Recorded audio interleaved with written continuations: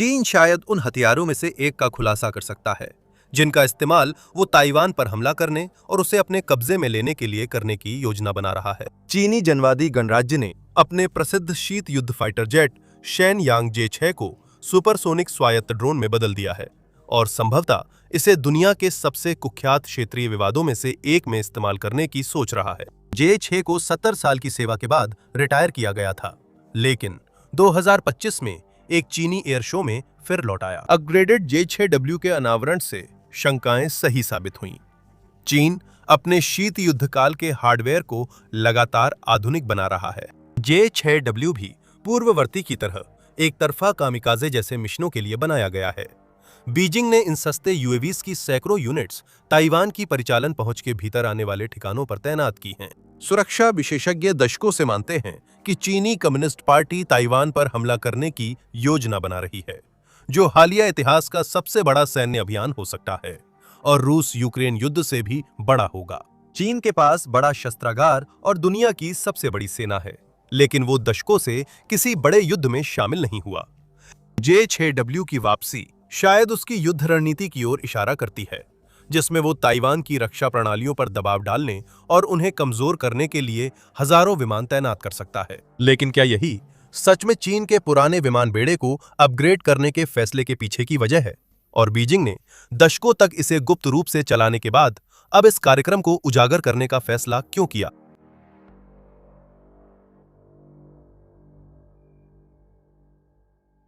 अब यह समझने के लिए कि जे-6 की वापसी इतना महत्वपूर्ण मील का पत्थर क्यों है, हमें इसकी उत्पत्ति पर नजर डालनी होगी। शेनयांग को सोवियत मिखाइलान गोरविच या मिग-19 से प्रेरणा मिली थी।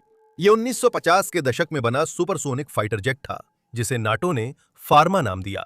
यह विमान तेज, आक्रामक था और समतल उड़ान में साउंड बैरियर तोड़ने के लिए बना था। मिग-19 की सोवियत संघ में सेवा कम समय रही। ये विमान मुख्य रूप से इंटरसेप्शन और सीमा गश्ती के लिए था, युद्ध में नहीं।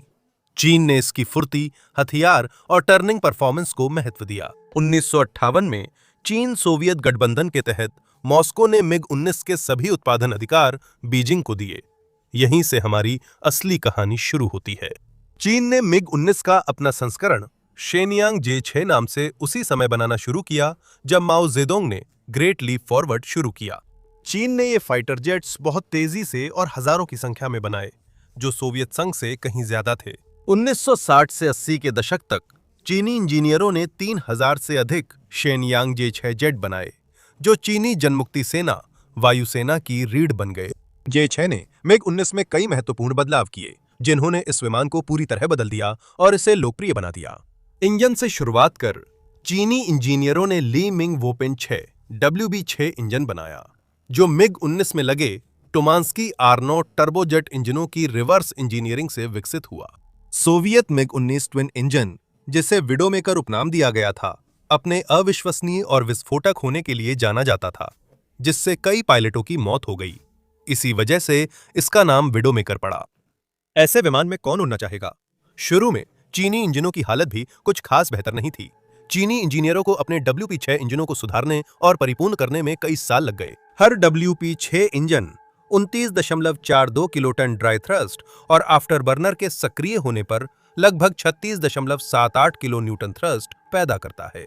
मिग-19 में पहले NR-30 मिलीमीटर तोपें थीं, लेकिन बीजिंग ने उन्हें स्वदेशी टाइप 232-23 मिलीमीटर स्वचालित तोपों से बदला, जिससे फायर पावर और चीनी प्रोसेसर व गोला बारूद का अच्छा एकीकरण मिला। अन्य जे-6 वेरिएंट्स में 2 टाइप 232 विंग तोपें और एक नाक में लगी टाइप 31 तोप थीं, जो 850 राउंड प्रति मिनट फायर करती थीं। चीनी इंजीनियरों ने रूस की मदद के बिना मिग-19 का रडार सिस्टम बदल दिया, क्योंकि उस समय दोनों देशों के संबंध खराब थे। इससे चीन को मजबूरन अपनी खुद की एयरबॉर्न रडार प्रणाली शुरू से विकसित करनी पड़ी और अंततः उसने अपनी पहली स्वदेश में डिजाइन की गई एयरबॉर्न रडार प्रणाली में से एक को जे-6 में एकीकृत कर दिया।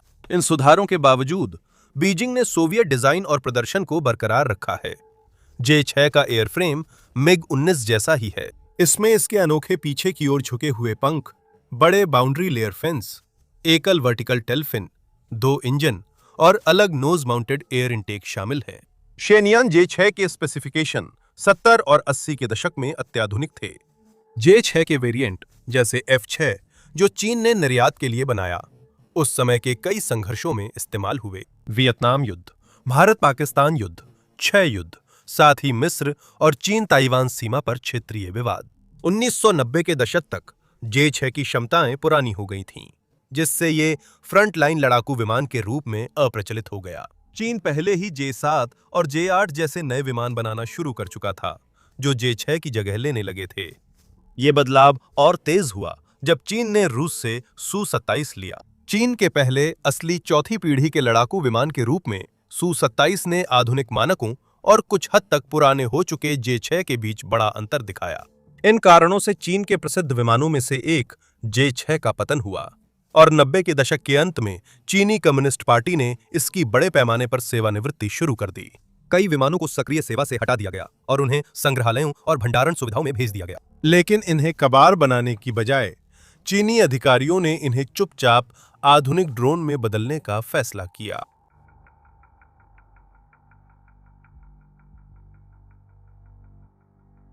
अब जब आप शेनयांग जेट्स का इतिहास जानते हैं, तो चीन ने इस पुराने विमान को अगली पीढ़ी के युद्ध में कैसे अग्रणी बना दिया। पश्चिमी सुरक्षा शोधकर्ताओं ने दशकों तक चीन के J6 बेड़े की संदिग्ध गतिविधियों की रिपोर्ट की, लेकिन बीजिंग की सही योजनाएं नहीं जान सके।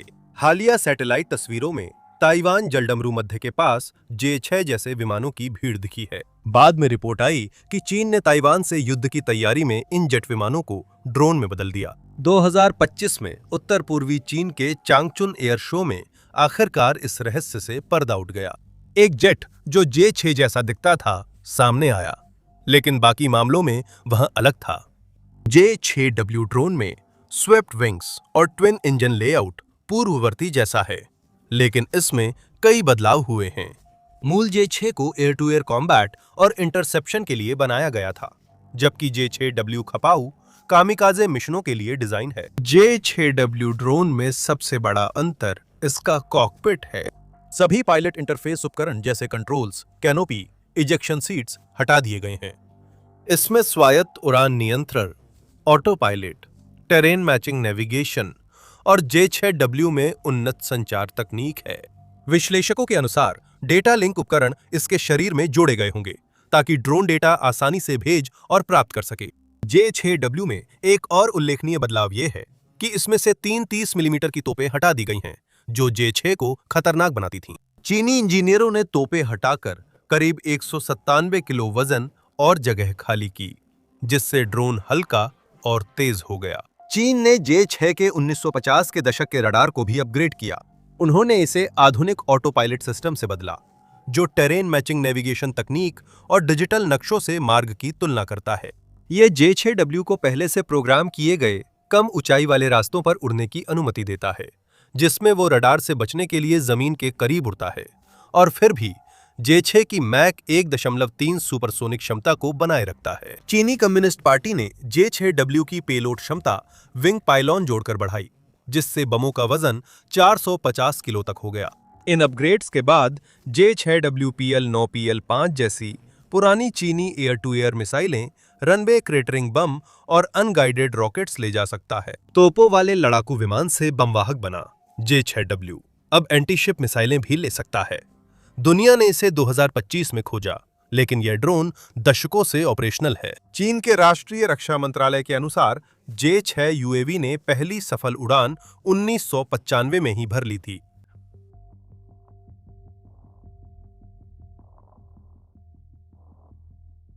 अब यही वो जगह है जहां यह सब कुछ थोड़ा चिंताजनक हो जाता है।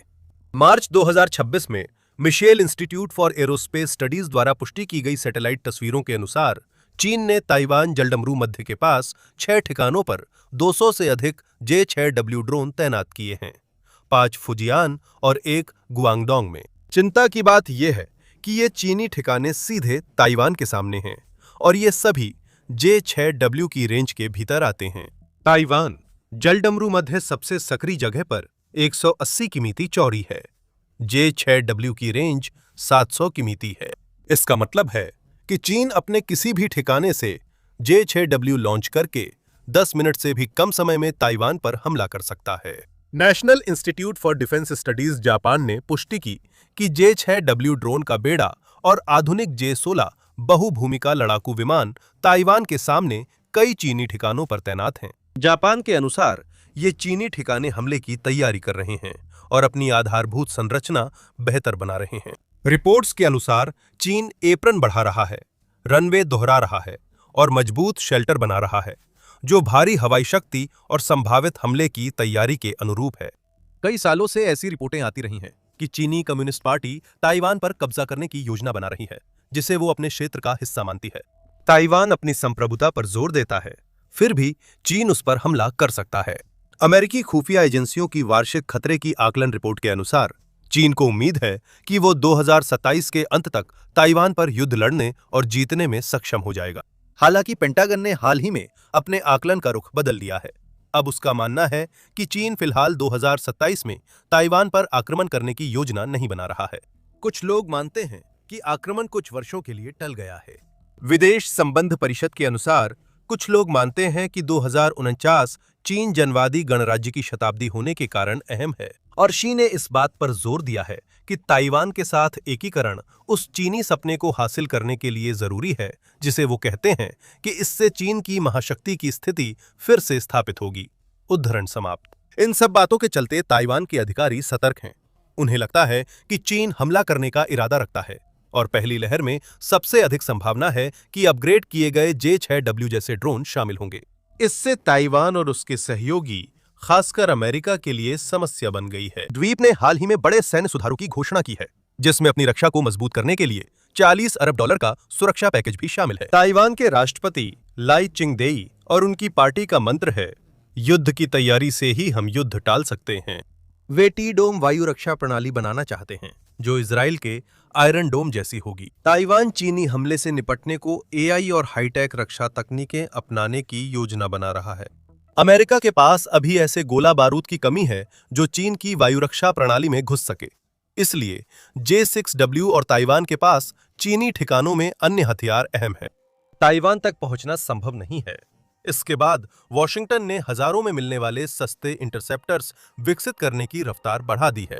एंड्यूरिंग शील्ड सिस्टम जैसे कार्यक्रम उच्च ऊर्जा लेजर और उच्च शक्ति माइक्रोवेव सिस्टम को वायु रक्षा रणनीतियों में शामिल कर रहे हैं, ताकि ड्रोन और क्रूज मिसाइलों के झुंड का मुकाबला किया जा सके। अमेरिका लॉयल विंगमैन ड्रोन विकसित कर रहा है, जिन्हें आधिकारिक तौर पर सहयोगी लड़ाकू विमान कहा जाता है।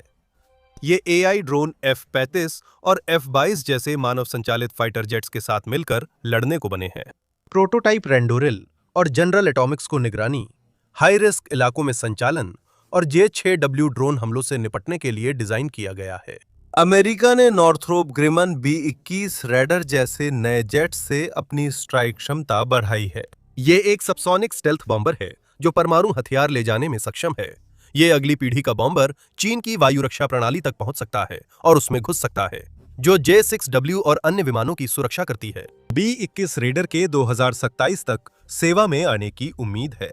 ऑस्ट्रेलिया, दक्षिण कोरिया और अन्य इंडो पैसिफिक साझेदारों ने J-6W लॉन्च के बाद अपनी रक्षा प्रणालियों का विश्लेषण शुरू किया है। जापान ने न केवल J-6W बेड़े की ताकतों की पहचान की है, बल्कि वो वर्तमान में अपने राष्ट्रीय रक्षा संस्थान के माध्यम से J-6W ड्रोन की तैनाती पर नजर रख रहा है और सार्वजनिक रूप से इसकी रिपोर्ट भी कर रहा है।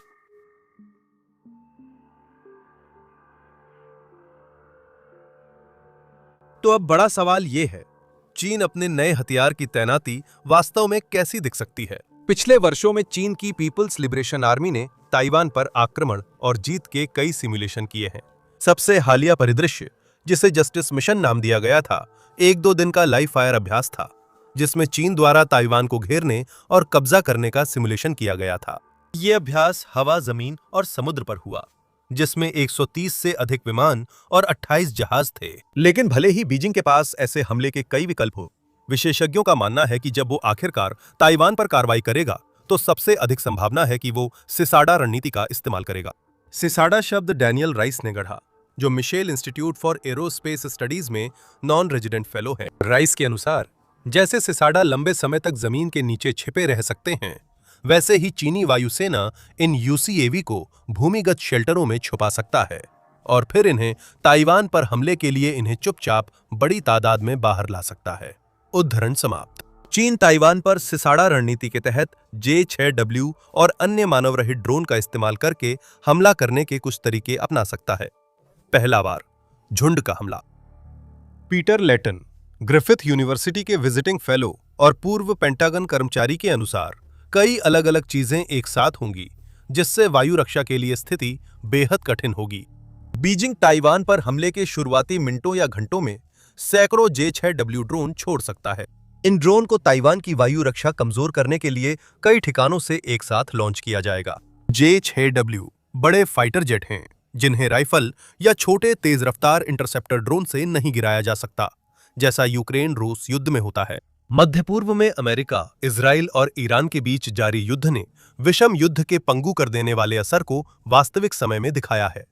ईरान ने सैकड़ों सस्ते मिसाइलों का इस्तेमाल करके इजराइल की महंगी वायु रक्षा प्रणाली को सफलतापूर्वक पस्त कर दिया है।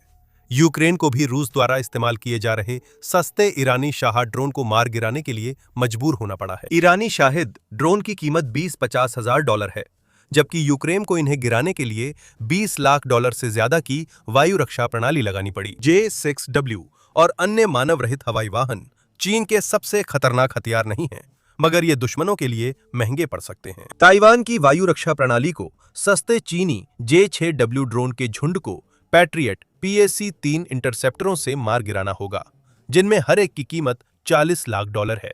ऐसे हमले में ताइवान स्टैंडर्ड मिसाइल 2 का इस्तेमाल कर सकता है, जिसे अमेरिकी नौसेना जहाजों द्वारा क्षेत्र में प्रयोग किया जाता है और जिसकी कीमत $30 लाख से ज्यादा है। ताइवान के पास फिलहाल अंतिम विकल्प terminal high altitude area defence यानी थाड इंटरसेप्टर है, जो मिसाइल रक्षा प्रणाली है और रडार व इंफ्रारेड सेंसर से खतरे ट्रैक करती है। पारंपरिक इंटरसेप्टरों के बजाय थाड मिसाइलों को गतिज ऊर्जा से निष्क्रिय करता है, विस्फोटक वारहेड का उपयोग नहीं करता। हालांकि ये प्रभावी है। थाड की लागत अन्य रक्षा प्रणालियों की तुलना में कहीं अधिक है। ताइवान चाहे जो भी विकल्प चुने, चीनी J-6W ड्रोन को मार गिराना संभवतः एक महंगा ऑपरेशन साबित होगा और यह स्पष्ट है कि चीन इसी पर दांव लगा रहा है। मार्च में रॉयटर्स से नाम न बताने की शर्त पर बात करने वाले एक वरिष्ठ ताइवानी सुरक्षा अधिकारी ने कहा, इन ड्रोन का मुख्य मकसद हमलों की पहली लहर के दौरान ताइवान की वायु रक्षा को थका देना है। चीन को उच्च मूल्य वाले लक्ष्यों पर हमला करने से रोकने के लिए हमें महंगे मिसाइलों का इस्तेमाल कर दूर से उन्हें रोकने की लागत प्रभावशीलता पर ध्यान देना होगा। उद्धरण समाप्त। यानी उन्हें धीरे धीरे खत्म करना। स्टिम्सन सेंटर के मुताबिक ताइवान अपनी मिसाइल रक्षा में करीब 400 PAC-3 इंटरसेप्टर चलाता है। देश सुरक्षा के लिए 500 और PAC-3 MSC इंटरसेप्टर खरीदने की योजना बना रहा है। अगर चीन 1000 से ज्यादा J-6W ड्रोन छोड़ता है और ताइवान हर एक पर, जो सामान्य प्रथा है, 2 इंटरसेप्टर दागता है, तो उसे 1400-2000 इंटरसेप्टर मिसाइलें चाहिए होंगी। ये गणित आर्थिक और सैन्य दोनों दृष्टि से चौंकाने वाला है। J-6W जैसे सस्ते चीनी ड्रोन ताइवान की वायु रक्षा को आसानी से थका सकते हैं। अगर ताइवान 80% ड्रोन भी रोक ले, तब भी 200 से ज्यादा ड्रोन बचेंगे, जो 40,000 किलोग्राम से अधिक विस्फोटक गिरा सकते हैं और भारी नुकसान पहुंचा सकते हैं। हेडशॉट। अब अगर चीजें चीन की योजना के अनुसार होती हैं, सिगादा परिदृश्य के आधार पर ताइवान की वायु रक्षा प्रणालियों को कमजोर करने और उनके हथियारों के भंडार को उजागर करने के बाद अगला लक्ष्य निर्णायक वार करने के लिए बढ़ना होगा। इस बिंदु पर चीन J-6W से भी भारी हथियार तैनात करेगा, जैसे कि J-10, J-16 और J-20। चीन DF सीरीज बैलिस्टिक मिसाइल, लंबी दूरी की क्रूज मिसाइल और GJ-11 शार्प स्वॉर्ड जैसे स्टेल्थ ड्रोन तैनात कर सकता है। ये हथियार इतने ताकतवर हैं कि शोधकर्ताओं के अनुसार अगर चीनी कम्युनिस्ट पार्टी इन्हीं से हमला करती है, तो ताइवान इन्हें रोक नहीं पाएगा। अब सोचिए, 3 हथियार एक साथ खाली लॉन्चरों पर दागे जा रहे हैं।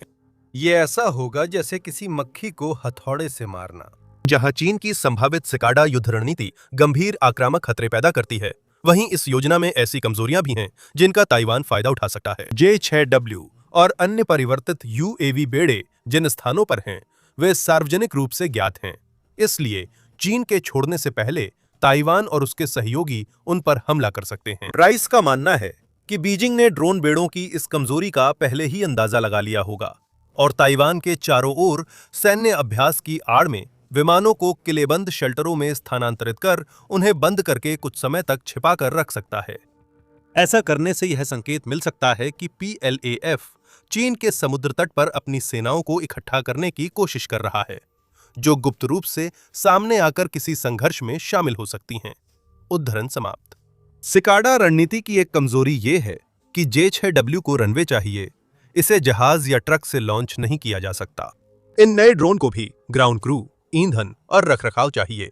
ये सभी ऐसी कमजोरियां हैं जिनका ताइवान और उसके सहयोगी फायदा उठा सकते हैं।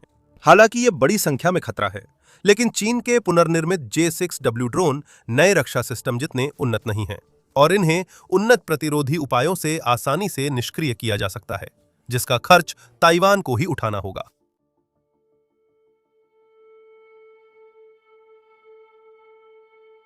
ठीक है, तो इस सब का चीन की युद्ध क्षमताओं और दुनिया पर उसके बढ़ते प्रभाव के लिए क्या मतलब है?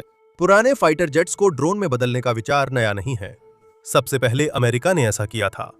हालांकि चीन ने इसे ऐसे स्तर पर पहुंचा दिया है जो पहले कभी नहीं देखा गया। अमेरिका के रूपांतरण कार्यक्रमों का ध्यान उन्नत विमानों को पायलट प्रशिक्षण और लक्ष्य अभ्यास के लिए इस्तेमाल करने पर था, जबकि चीन के अद्यतन बेड़े लड़ाई के लिए बनाए गए हैं। वॉशिंगटन ने सिर्फ कुछ F-STAR फैंटम 2 और F-16 फाइटर्स को टारगेट ड्रोन में बदला था। बीजिंग ने सैकड़ों J-6 को J-6W ड्रोन में बदल दिया और हजारों एयरफ्रेम्स स्टोरेज में रखे हैं। PLA के पास शायद हजारों और बदले हुए कोल्ड वॉर जेट्स भी हैं। अमेरिकी और चीनी रूपांतरण कार्यक्रमों में लागत बड़ा फर्क है। अमेरिका को अपने पुराने विमानों को ड्रोन में बदलने में 15 से 16 मिलियन डॉलर खर्च होते हैं, जबकि चीन एक J-6 को J-6W ड्रोन में बदलने में लगभग 5 लाख डॉलर खर्च करता है। रिपोर्ट्स के मुताबिक जनवादी गणराज्य चीन ने 500 से अधिक J-6 को J-6W में अपग्रेड किया है और हजारों J-6 एयरफ्रेम्स स्टोरेज में रखे हैं। ये चीन के एयर पावर शस्त्रागार के विस्तार का हिस्सा है, जिसमें आधुनिक फाइटर, स्टैंड ऑफ मिसाइलों वाले बॉम्बर, बैलिस्टिक व क्रूज मिसाइलें और नए ड्रोन हैं। J-6 अकेला कोल्ड वॉर युग का विमान नहीं है, जिसे बीजिंग अब आधुनिक ड्रोन में बदल रहा है। रिपोर्टों के अनुसार चीन J-7 और J-8 जैसे पुराने विमानों को भी बदलने की योजना बना रहा है। J-6 की तरह J-7 भी सोवियत MiG-21 पर आधारित था और बताया जा रहा है कि इसे भी एक ड्रोन में बदला जा रहा है, जिसे रचनात्मक रूप से J-7W नाम दिया गया है। चीन ने 2000 से अधिक J-7 बनाए थे और 2013 में उत्पादन बंद करने से पहले इस विमान के 54 से अधिक वेरिएंट्स बनाए थे। न्यूज़वीक के अनुसार बीजिंग शायद पहले ही 500 से अधिक J-7 को J-7W में बदल चुका है। ये विमान आकार में बड़े हैं और इनका एयरफ्रेम J-7 के कोल्ड वॉर लुक की तुलना में ज्यादा आधुनिक है। नया J-7W अधिक पेलोड ले सकता है, जिससे यह चीन के शस्त्रागार का प्रभावशाली हथियार है। रक्षा विश्लेषकों का मानना है कि कम्युनिस्ट पार्टी J-8 जैसे भारी 2 इंजन वाले इंटरसेप्टर को भी J-8W नामक स्वदेशी डिजाइन में बदल रही है, जैसे J-6 और J-7 के साथ हुआ था। J-8W एक बड़ा लंबी दूरी का मानव रहित ड्रोन होगा, जिससे चीन की दूरस्थ लक्ष्यों पर हमला करने की क्षमता बढ़ेगी। ये नए ड्रोन चीन को सुपरसोनिक ऊंचाई वाले क्रूज मिसाइल हमले तेज करने देंगे, जो J-6W से ज्यादा ताकतवर और प्रभावी होंगे। विश्लेषकों के अनुसार चीन ने संभवतः नानचांग Q-5 बॉम्बर्स को मानव रहित लड़ाकू हवाई वाहनों में बदलना शुरू कर दिया है। हालांकि इसकी पुष्टि नहीं हुई है। बीजिंग जिन हवाई क्षमताओं पर काम कर रहा है, ये ड्रोन सिर्फ वही नहीं है। देश दुनिया के सबसे उन्नत स्टेल्थ ड्रोन भी बना रहा है। GJ-11 शार्प स्वॉर्ड चीन के प्रमुख हथियारों में से एक है। रिपोर्टों के मुताबिक J-6W का संचालन करने वाली यूनिट्स अब स्टेल्थ कॉम्बैट UAVs उड़ाने की ओर बढ़ रही हैं। ये दिखाता है कि बदले हुए पुराने ड्रोन यूनिट्स के लिए प्रशिक्षण उपकरण बनते हैं, जो भविष्य में स्टेल्थ ड्रोन और सटीक हमलों के लिए तैयार होंगी। हालिया तैनातियों से साबित है कि सैन्य तकनीक का विकास सिर्फ महंगे या जटिल डिजाइनों तक सीमित नहीं। चीन के पुराने बेड़ों का आधुनिकीकरण, यूक्रेन रूस युद्ध में ड्रोन का उपयोग और मध्य पूर्व में ईरानी शाह ड्रोन की लोकप्रियता, ये सभी किफायती हथियारों की ओर प्रवृत्ति दिखाते हैं। आर्मी वॉर कॉलेज के मुताबिक आधुनिक युद्ध अब अधिक पारदर्शी, घातक, तेज और बहुक्षेत्रीय हो गया है। अधिक देश सामरिक ड्रोन के उपयोग का अनुकरण करेंगे। इन ड्रोन को प्रभावी बनाने के लिए उच्च गुणवत्ता जरूरी नहीं, बस इतना अच्छा होना चाहिए कि ये नुकसान पहुंचा सकें। अन्य देश जिनके पास पुराना बेड़ा है वे जल्द ही चीन के उदाहरण का अनुसरण करते हुए उन्हें फिर से विकसित कर सकते हैं।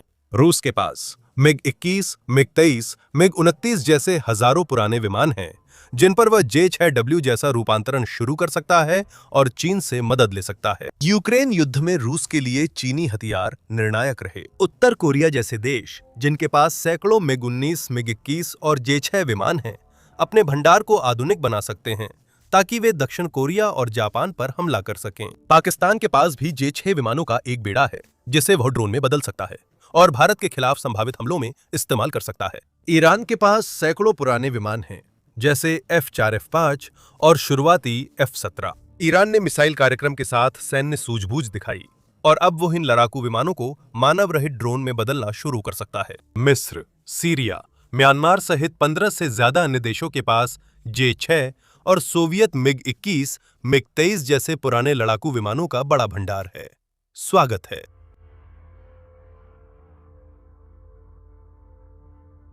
चीन की छवि है कि वह योजनाबद्ध तरीके से काम करता है और सरकार बिना सोचे समझे कदम नहीं उठाती। इससे कई लोगों के मन में यह सवाल उठता है कि बीजिंग ने J-6W ड्रोन का खुलासा क्यों किया, जबकि उसे ऐसा करने की कोई जरूरत नहीं थी।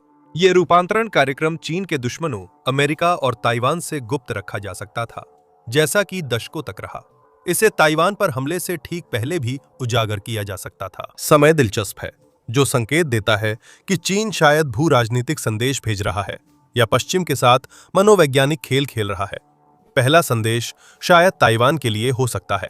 चीन शायद उस अलग हुए देश को यह याद दिलाना चाहता है कि उसके पास उस द्वीप राष्ट्र पर आक्रमण करने और उसे जीतने की ताकत है। ताइवान के लिए दूसरा संदेश ये हो सकता है कि चीन उसकी वायु रक्षा प्रणालियों का सम्मान नहीं करता, जो अपनी लागत और प्रभावशीलता के बावजूद सीमित हैं। चीन के पास महंगे और उन्नत हथियारों के साथ साथ सस्ते हथियारों का असीमित भंडार भी है। अगला संदेश संभवतः अमेरिका के लिए हो सकता है।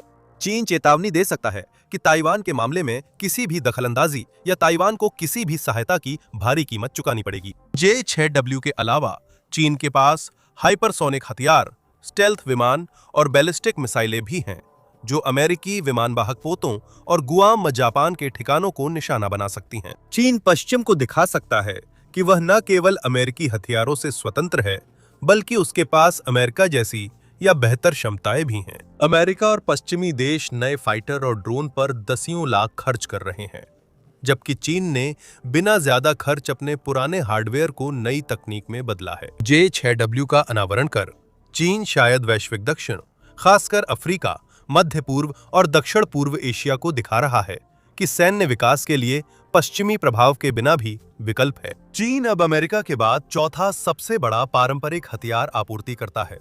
शी जिनपिंग के नेतृत्व में देश प्रमुख हथियार निर्माता और निर्यातक बन गया है और रक्षा उद्योग का आधुनिकीकरण और विस्तार कर रहा है। अगर और देश वैश्विक दक्षिण में चीनी हथियार खरीदते हैं, तो चीन की सुरक्षा और आर्थिक प्रभाव विश्व भर में मजबूत होंगे।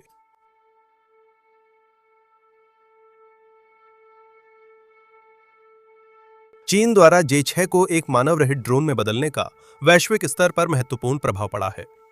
कई देशों, खासकर ताइवान ने, जो इन ड्रोन से सीधे खतरे में है, उन्नत हथियार खरीदकर जवाब दिया है। अमेरिका में इससे लागत प्रभावी और उन्नत हथियारों में निवेश बढ़ा है, जो चीन के वायु रक्षा नेटवर्क में घुस सकते हैं, जबकि मौजूदा अमेरिकी हथियारों में यह क्षमता नहीं है।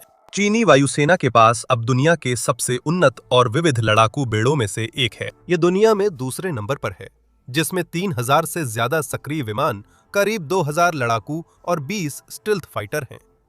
इतनी ताकत होने के बावजूद चीन अपने पुराने और नए विमानों को अपडेट कर शस्त्रागार बढ़ा रहा है। अब तक चीन ने अन्य प्रमुख शक्तियों की तुलना में अधिक संयम दिखाया है, लेकिन यह बदल सकता है। कई लोग सोचते हैं कि चीन जल्द ही ताइवान पर कब्जा करने की कोशिश कर सकता है, ताकि वह प्रशांत क्षेत्र पर अपना नियंत्रण मजबूत कर सके और महत्वपूर्ण शिपिंग मार्गों को सुरक्षित कर सके। चीन ताइवान पर नियंत्रण इसलिए चाहता है ताकि उसे सेमीकंडक्टर चिप्स मिल सकें और क्षेत्र में प्रभाव बढ़े। ताइवान चिप्स का सबसे बड़ा निर्माता है, जो कंप्यूटर, स्मार्टफोन और कारों में जरूरी हैं। ताइवान में दुनिया की केवल 2 कंपनियों में से एक स्थित है, जो सबसे छोटी और सबसे उन्नत चिप्स बना सकती है। अमेरिका, जो ताइवान का सबसे बड़ा निर्यात बाजार है, इन चिप्स पर चीन के मुकाबले बढ़त पाने के लिए निर्भर करता है। सेमीकंडक्टर चिप्स पर नियंत्रण चीन और ताइवान के बीच संभावित युद्ध में तनाव का केंद्र बिंदु बन सकता है। J-6W और अन्य रूपांतरित जेट चीन की ताइवान व क्षेत्र में अमेरिका के सहयोगियों पर हमले की भावी योजनाओं में अहम भूमिका निभा सकते हैं।